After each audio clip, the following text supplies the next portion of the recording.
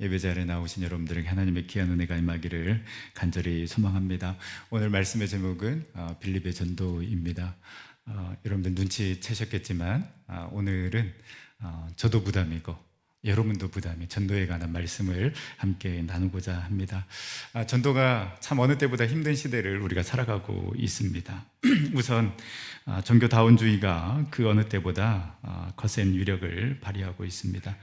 사람들 의식 속에 모든 종교는 평등하지 않느냐, 또 모든 종교에 구원에 있지 않느냐, 그래서 어느 종교를 믿든 구원받을 수 있는 것 아니냐라는 종교다원주의가 팽배해 있습니다. 그래서 왜 그렇게 기독교는 배타적이고 기독교에만 구원이 있다라고 그렇게 강요하느냐라고 이야기하는 사람들이 참 많습니다. 또 전도하기 어려운 이유는 한국교회의 이미지가 그 어느 때보다 부정적입니다. 굳이 통계를 이야기하지 않아도 요즘 전도하려고 하면 왜 교회가 그 모양이냐, 왜 기독교인들이 그 모양이냐라는 말을 많이 듣습니다. 이런 상황 속에서 목회자들이나 교인들 생각에 참 정말 전도가 힘들다, 불신자들에게 이렇게 기독교가 인기가 없다, 이제 교회 부흥은 어려운 것 아니냐라는 일종의 패배감이 우리 마음 가운데 있는 것 같습니다. 그래서 많은 그리스도인들이 전도할 염두를 내지 못하고 있고 또 전도 자체를 포기하고 있는 것만 같습니다. 분명히 전도하기 힘든 시대에 우리가 살아가고 있는 것은 맞습니다. 그러나 그렇다고 전도를 미뤄서도 안 되고 우리가 전도를 포기해서도 안 됩니다. 디모데후서 4장 2절 말씀에 보면 사도 바울이 이렇게 권면합니다. 너는 말씀을 전파하라. 때를 얻든지 못 얻든지 항상 힘쓰라. 바울이 이 영적인 아들 디모데에게 마지막 유언처럼 이야기하는 말씀이 바로 이 말씀입니다. 때를 얻든지 못 얻든지, 전도할 만한 때이든지 전도할 만하지 않을 때에도 전도해야 한다라는 것이죠. 영어 성경을 보면 season or no season, 그러니까 전도에는 철이 없다라는 말씀입니다. 항상 시즌이어야 한다라는 것이죠. 이것은 영적인 일이기 때문에 세상처럼 시즌을 나눌 수 없기 때문입니다. 하나님께서 언제 어떤 사람을 우리의 전도를 통해서 구원하실지 모르기 때문입니다. 그래서 오늘같이, 정말 오늘날같이 전도가 힘든 이 시대에도 우리는 계속 전도해야 합니다. 어떻게 전도해야 합니까?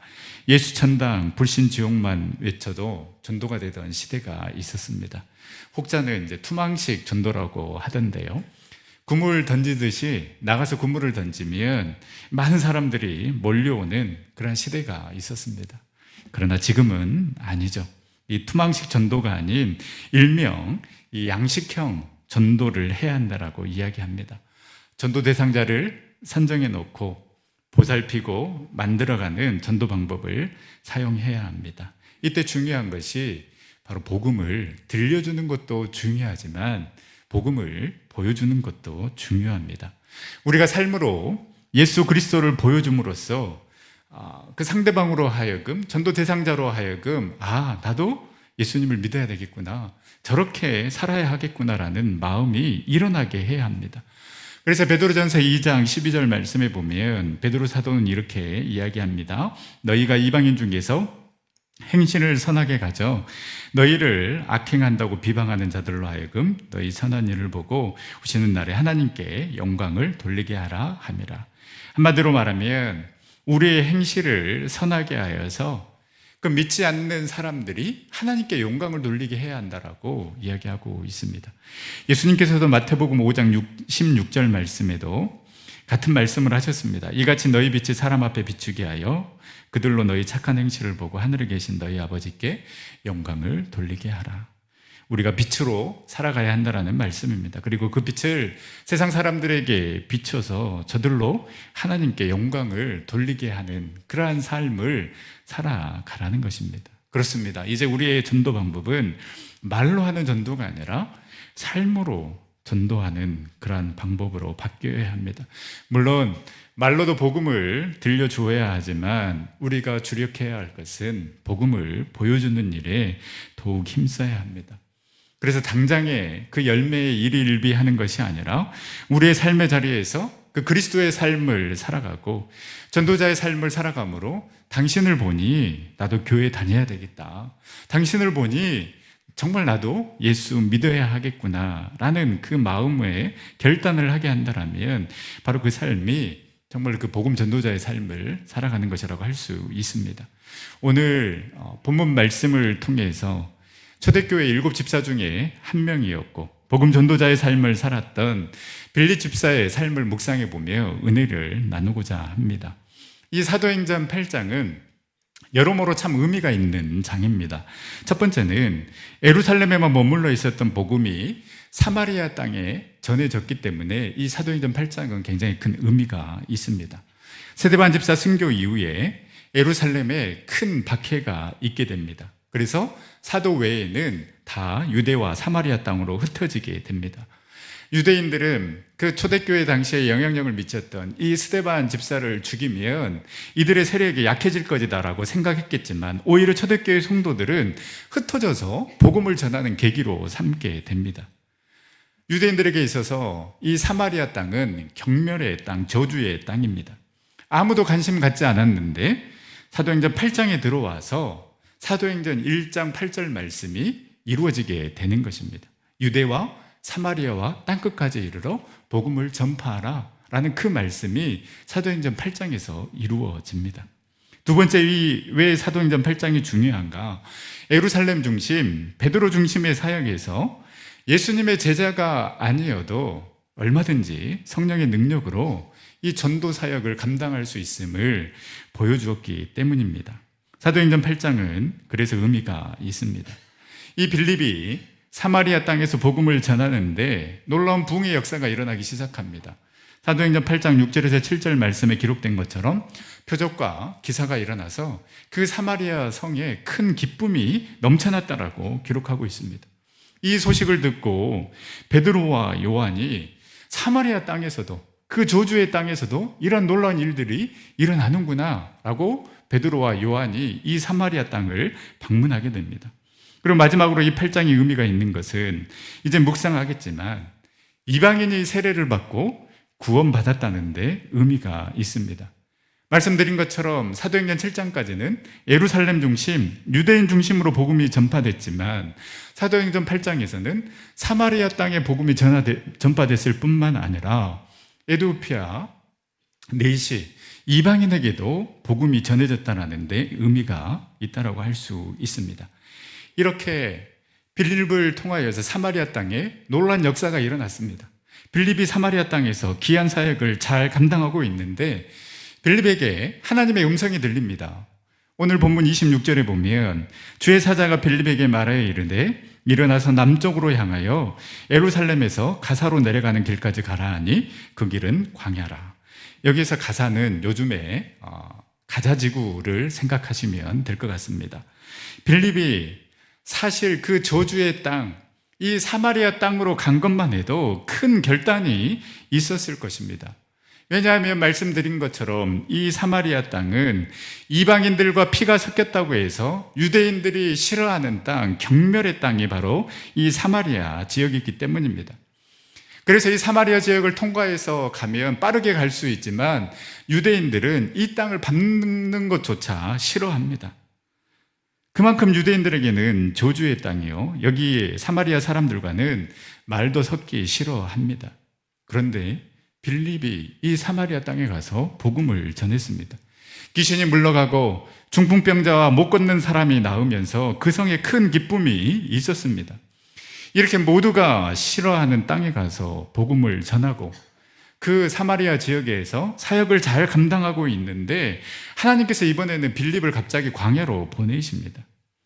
빌립이 생각할 때, 아니 하나님, 내가 가기 싫어하는, 모두가 가기 싫어하는, 유대인이라면 가기 싫어하는 그 사마리아 땅에 가서 복음을 전하지 않습니까? 그런데 왜 나를 사람도 없는 광야로 보내십니까? 하나님 실수하신 거라고. 하나님 정말 너무하시네. 나를 몰라도 너무 모른다고. 만약에 이런 마음이 빌립에게 있었다면 빌립은 상처받았을 것입니다. 여러분, 교회에서 하나님의 일을 하면서 우리가 무너지고 상처받은 이유 많이 있겠지만 그 가운데 빠지지 않는 것이 나를 인정해 주지 않는다라는 것입니다. 내가 이렇게 열심히 했는데, 내가 하기 싫어하는 일, 모든 사람이 하기 싫어하는 일, 내가 이렇게 열심히 감당했는데 알아주지 않으니 실망하고 좌절합니다. 나를 몰라주네? 그래, 그러면 나를 알아봐주는 곳으로 옮겨야 되겠네. 여러분, 늘 그렇게 사람의 인정에 목마르다 보면 결국 사람 때문에 실망하게 되고 하나님이 주인이 아닌 내가 주인인 삶을 살아갈 수밖에 없습니다. 만약에 빌립이 그 사마리아 땅에 일어났던 그 놀라운 부흥을 자신의 공로로 내세웠다라면 빌립은 광야로 가지 않았을 것입니다. 내가 여기까지 왔는데, 내가 이렇게 부흥시켰는데 자신에게 초점을 맞췄다라면 움직이지 않았을 것입니다. 그러나 여러분, 빌립은 움직입니다. 광야로 나아갑니다. 여러분, 신앙생활은 내가 하고 싶은 것을 행하는 것이 아니라 해야 할 것을 행하는 삶을 살아가는 것이 여러분 신앙생활이요, 믿음생활인 것입니다. 내가 하고 싶은 일만 하는 것이 아니라 마땅히 하나님께서 원하시는 해야만 하는 일을 감당하는 것이 그리스도인의 모습이라는 것입니다. 빌립이 하고 싶은 대로 행했다라면 당연히 사마리아 땅으로도 가지 않았을 것입니다.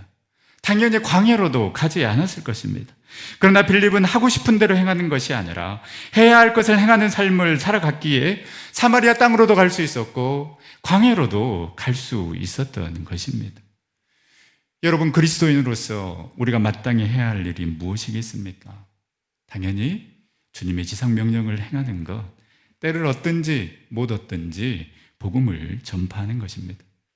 이렇게 우리의 할 일을 감당하는 자를 통해 하나님께서는 놀라운 일들을 행하시는데요, 말씀드린 것처럼 빌립은 2000년 기독교 역사상 사마리아 땅에 복음을 전한 최초의 그리스도인이었습니다. 그리고 최초로 이방인에게 복음을 전하고 이방인에게 세례를 베푼 기록을 세우게 되었습니다.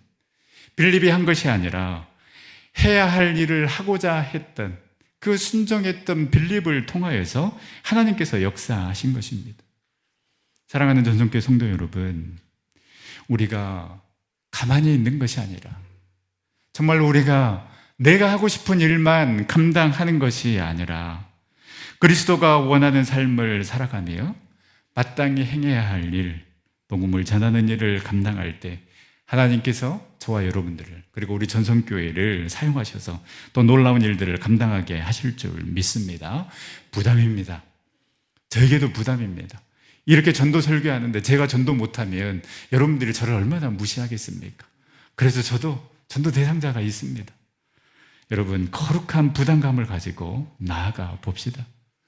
결과는 하나님께 달려있지만 시도조차 하지 않고 가만히 있다라면 우리는 성도로서 그리고 교회로서도 직무유기의 삶을 살아가고 있는 것입니다. 이제 빌립은 그 주님의 음성을 듣고 광야로 나아가는데요, 여러분, 말 그대로 광야입니다. 광야에 무슨 사람이 있겠습니까? 이 광야에서 무슨 사역을 감당할 수 있겠습니까? 그러나 성령은 광야로 보내셨고 빌립은 성령의 음성에 순종하여 광야로 나와왔습니다. 여러분, 이 광야에서 누구를 만났습니까? 27절에 보면 에디오피아 여왕 간다게의 국고를 맡은 관리인 네시를 만나게 됩니다. 에디오피아 사람은 당시 유대인들이 경멸했던 이방인이었습니다. 또 이 에디오피아라는 말 자체가 검은 피부를 의미하는 것처럼 이 에디오피아 사람은 이방인 중에서도 더 큰 경멸의 대상인 흑인이었습니다. 그런데 설상가상으로 그 관리는 네시였습니다. 내시는 선천적이든 후천적이든 고자를 의미합니다. 유대인들은 고자 역시 하나님으로부터 저주받은 사람으로 간주하여서 인간 이외의 존재로 취급하였습니다. 한마디로 에디오피아 내시는 빌립이 만나야 할 만한 이유, 선대해야 할 만한 이유나 자격, 가치가 전혀 없는 사람이라고 할 수 있습니다. 여러분, 빌립이 광야로 갈 수 없는 이유, 그리고 에디오피아 이 내시를 만날 수 없는 이유나 핑계를 대자면 얼마든지 될 수 있었을 것입니다. 율법을 근거로 해서 이유를 만들 수 있었을 것입니다. 하나님, 무슨 광야입니까? 광야에 누가 있다고 왜 저를 광야로 가라고 하십니까? 하나님, 내가 아무도 관심 가지지 않았던, 그 사마리아 땅에 가서 복음을 전했지 않습니까? 부흥의 역사를 일으키지 않았습니까? 그 사마리아 땅에 와서 복음 전하면서 잘 감당하고 있는데 이것도 대단하지 않습니까? 근데 왜 광야로 나를 보내십니까? 충분히 하나님께 따져 물을 수 있습니다. 하나님, 또 무슨 흑인을 만나라고 하십니까? 우리가 경멸하는 사람입니다. 더군다나 내시이지 않습니까? 사마리아 사람까지는 만날 수 있다고 치지만 하나님, 흑인은 아니지 않습니까? 내시는 아니지 않습니까? 라고 핑계를 댈 수 있고 사람 핑계를 댈 수도, 장소 핑계를 댈 수도 있고 사람 핑계를 댈 수도 있었을 것입니다. 여러분, 이처럼 전도 안 해도 되는 조건을 찾으려고 하면 여러분, 우리는 얼마든지 찾을 수 있습니다. 얼마나 바쁩니까? 다들 바쁘게 살다 보니 차분하게 복음 전할 시간이 없습니다. 내가 시간이 있다 해도 전도 대상자가 시간이 없으면 내가 노력한 만큼 결과가 안 나옵니다. 그 사람 불교 집안이라고 했지, 그 사람 교회 다니다가 상처받았다고 다시는 교회 보기 싫다고 했지, 그 사람 성깔이 보통 성깔이 아니라고, 무서워서 무슨 말을 못하겠다라고. 내가 얼마나 노력했는데 3번, 4번 이야기했으면 나도 할 만큼 한 거지, 스스로 위로할 수 있습니다. 또 전도하자고 하면 목사님, 내 주위에는 다 교회 다니는 사람밖에 없어요 라고 이야기하시는 분들이 있는데요, 여러분, 이게 참 얼마나 어이없는 핑계인 줄 아십니까? 여러분이 하루에 만나는 사람, 스쳐 지나가는 사람 떠올려 보시기 바랍니다. 식당, 커피숍, 미용실, 세탁소, 여러분들이 자주 가는 단골집 사장님들, 이래저래 만나는 아파트 주민들, 자녀들이 다니는 유치원이나 학교의 학부모님들 따지고 보면 우리가 만나는 사람 중에 예수 믿지 않는 사람들 너무나도 많습니다. 한국교회 욕 엄청 먹고 있는데 이럴 때 전도하면 오히려 더 욕먹지 않겠어? 그냥 가만히 있는 게 낫지 않을까? 전도한다고 오나 이 미련한 방법이 통할까? 여러분, 이유를 찾자면 수도 없이 찾을 수 있습니다. 그런데 우리가 움직이고 감당해야만 하는 이유는 여러분, 전도에는 사각지대가 없기 때문입니다. 광야이지만 하나님께서 광야로 빌립을 보낸 이유는 그곳에 반드시 만나야만 했던 영혼이 있었기 때문입니다. 사람도 마찬가지입니다. 우리가 피해야 할 사람은 없습니다.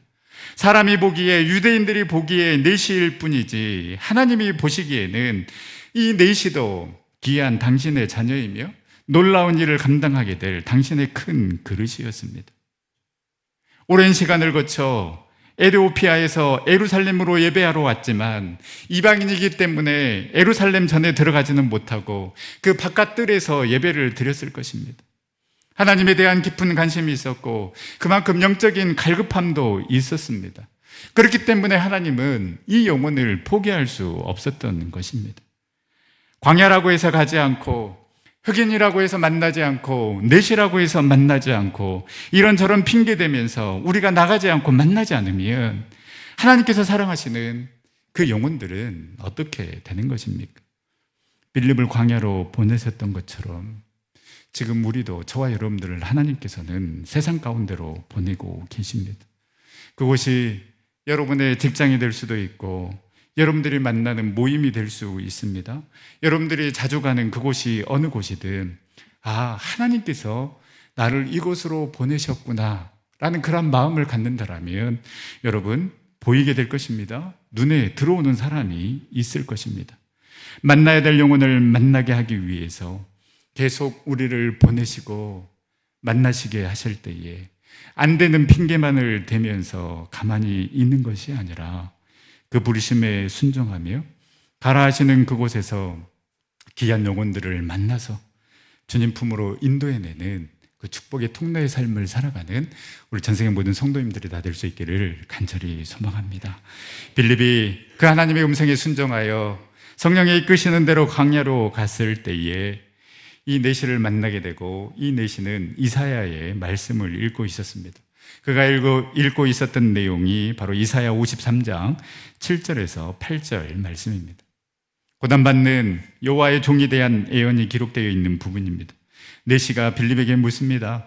도대체 이 어린 양이 누구냐? 선지자 자신이냐? 아니면 타인이냐? 이제 빌립은 이사야 53장부터 시작하여 주 예수의 십자가까지 복음을 증거하고 가르칩니다. 바로 이 말씀이 빌립과 내시의 접촉점이 된 것입니다. 여러분, 이 접촉점을 찾아야 합니다. 빌립과 내시처럼 이 말씀이 접촉점이 될 수도 있고, 이 접촉점이 될 만한 것들은 얼마든지 많이 있습니다. 대부분 우리의 자녀들이 접촉점이 되는 경우가 많습니다. 자녀 학년이 같으면 여러분 빠르게 공감되는 이야기를 할 수 있습니다. 저도 이제 이렇게 새가족 신방을 가게 되면은요, 이것저것 많이 묻습니다. 언제부터 신앙생활을 했는지, 고향은 어디인지, 전주에는 언제 오셨는지, 무슨 일을 하시는지, 전공은 무엇인지, 또 어떻게 만나셨는지, 좋아하는 운동은 무엇인지 예배 드리기 전에 많이 묻습니다. 궁금해서 묻기도 하지만은 뭔가 이 접촉점을 찾기 위해서 계속해서 묻습니다. 그래서 집에 들어가면 눈치채지 못하게 빠르게 스캔을 합니다. 뭔가 이 거리를 찾기 위해서죠. 거실에 야구공이 있고 뭔가 글러브가 있다. 그러면 어떻습니까? 분명히 야구 좋아하는 사람이구나. 그러면 좋아하는 팀은 어디냐? 다른 팀 응원하고 있다라면 요즘 기아 1등하고 있는데 기아로 응원팀 바꿀 생각은 없냐? 이렇게 이야기하면 분위기가 많이 편해지고 좋아집니다. 여러분, 요즘 제 얼굴이 평안해 보이지 않습니까? 기도를 많이 하거나 영성이 충만해서가 아니라 야구 보면서 하늘 일이 없기 때문에 그렇습니다. 결국 여러분, 이 접촉점을 찾는 것은 관심과 사랑이 있어야 찾을 수 있는 것입니다. 그 사람이 무엇에 관심이 있는지, 무엇에 반응하는지, 어떤 이야기를 했을 때 더 관심을 갖는지, 지금 고민하고 있는 것들은 무엇인지 예민하게 반응하고, 또 그 관심 갖고 있는 것들을 잘 파악해서 필요하다라면 조언도 해줄 만큼 공부도 하고, 그래서 이 사람이 정말 나에 대해서 알려고 하는구나, 관심을 갖는구나, 감동을 준 다음에 자연스럽게 교회 이야기를 하고 복음 이야기를 하고 우리 주님께 기도해 보자라고, 내가 기도할게, 그렇게 접촉점을 찾아서 다가간다라면 훨씬 더 열매 맺을 확률이 높습니다. 전에 이제 사역했던 그 교회에서 만난 분인데요, 제가 담당하고 있는 교구에서 권사님 한 분이 이 남성 한 분을 전도했는데요, 이분은 이제 서울대에 나오시고 대학 때 기독교 모임도 인도하신 분이셨습니다. 이 모임에서 이제 같은 대학 약대 나온 그 이제 사모님을 만나서 결혼을 했고, 이 남성분은 은행 지점장까지 하셨는데, 이 대학 때 같은 기독교 모임을 했던 친구가 자살을 하게 됩니다. 그리고 이분이 다니고 있던 그 안양교회 목사님께서 사고로 돌아가시게 됩니다. 이러한 것들을 경험하면서 신앙이 의심으로 바뀌고 신앙을 떠나게 되고 방황하게 됩니다. 그러다 보니 부인과 떨어져서 이분을 전도하신 권사님 건물에 방 한 칸 얻어서 그 서울대학을 나오신 분이 대리운전을 하면서 지내고 있었습니다. 이분이 권사님의 전도로 교회에 오게 되었는데요, 예배를 드리면서 내가 정말 교만했다, 그럼에도 불구하고 나를 포기하지 않으셨던 그 주님의 사랑을 이제야 내가 느끼고 있다라고 그렇게 고백을 하시더라고요. 그런데 여러분, 이분이 이 고백을 할 수 있었던 것은 결코 이 만남을 그냥 버리지 않았던 그 권사님의 관심과 사랑이 있었기에 가능했습니다. 이야기를 들어주고 음식을 챙겨주고, 또 권사님께서 경험했던 그 이야기들을 해주시고, 권사님은 이 남성분이 자기 집에 온 것을 결코 우연으로 보지 않았다라는 것입니다. 왜 하나님께서 이 사람을 우리 집에 보냈을까? 다 이유가 있겠지. 그렇게 관심을 가지고 다가가니 천천히 마음의 문이 열리고 예전에 가졌던 그 신앙을 지금 회복하게 되었다라는 간증을 들은 적이 있는데요, 여러분, 만약에 이 권사님이 그냥 무관심으로 보냈다라면 의심, 불만으로 가득 찬 그 영혼은 어찌 되었겠습니까? 그렇다면 이 영혼은 여러분 누구의 책임이 되겠습니까? 지금부터 약 2000년 전 전도자 빌립에 의해 복음을 영접하고 세례를 받은 이 에디오피아 내시는 후일에 에디오피아를 기독교 국가로 만드는데 결정적인 역할을 하게 됩니다. 에디오피아는 아프리카의 유일한 독립국가가 되었습니다. 검은 대륙의 모든 나라들이 유럽의 식민지가 되었을 때에 에디오피아는 독립을 유지했습니다.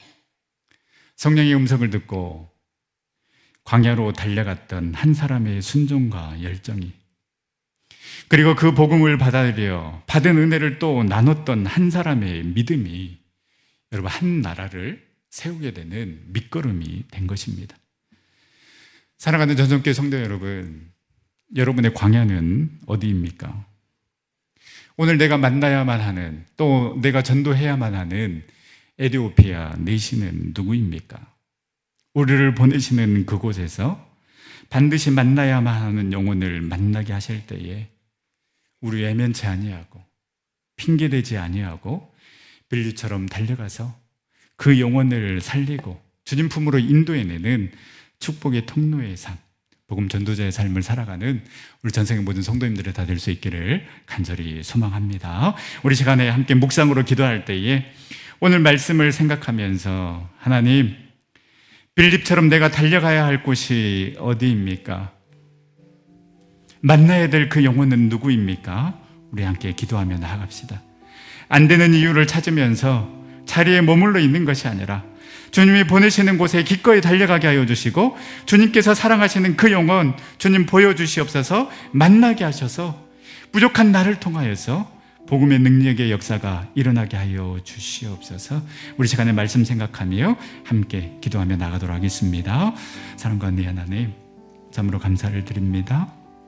귀한 시간 허락하여 주시고 또 하나님, 어찌됐든 한 영혼 품고 전도하며 나아갈 수 있도록 인도하여 주심에 감사를 드립니다. 빌립이 광야로 나아갔던 것처럼 하나님, 우리의 광야는 어디입니까? 그 광야에서 에디오피아 내시를 만났던 것처럼 우리가 만나야 될 그 영혼은 누구입니까? 하나님 보여주시고 알려주시고 가르쳐주시고 인도하여 주셔서 어찌됐든 복음 전도자의 삶을 살아가는 우리 전생의 귀한 식구들 다 되어줄 수 있도록 인도하여 주시옵소서. 사랑과 은혜 하나님, 참으로 감사를 드립니다. 귀하고 복된 날 우리 가운데 허락하여 주시고 다시 한번 우리가 믿음으로 결단하며 나아갈 수 있도록 인도하여 주심에 참으로 감사를 드립니다. 주님, 우리의 영이 깨어 있어서 주님의 음성을 듣게 하여 주시고 주님께서 가라 하시는 그곳에 복음 들고 나아갈 수 있도록 인도하여 주시옵소서. 순종할 때 갈급한 영혼 만나게 하시고 구원받게 하실 줄 믿습니다. 영혼을 사랑하시는 그 하나님의 마음을 알아서 이런 양들을 찾고 복음의 기쁜 소식이 필요한 자들에게 복된 소식을 전하는 우리 전생의 모든 성도들 될 수 있도록 인도하여 주시옵소서. 이제 태신자 작정하고자 합니다. 하나님, 적는 순간부터 이들의 마음을 움직여 주셔서 하나님의 자녀가 되는 축복 누리게 하여 주시옵소서. 우리의 참 소망이요 구원자 되신 예수 그리스도의 이름으로 기도드립니다. 아멘.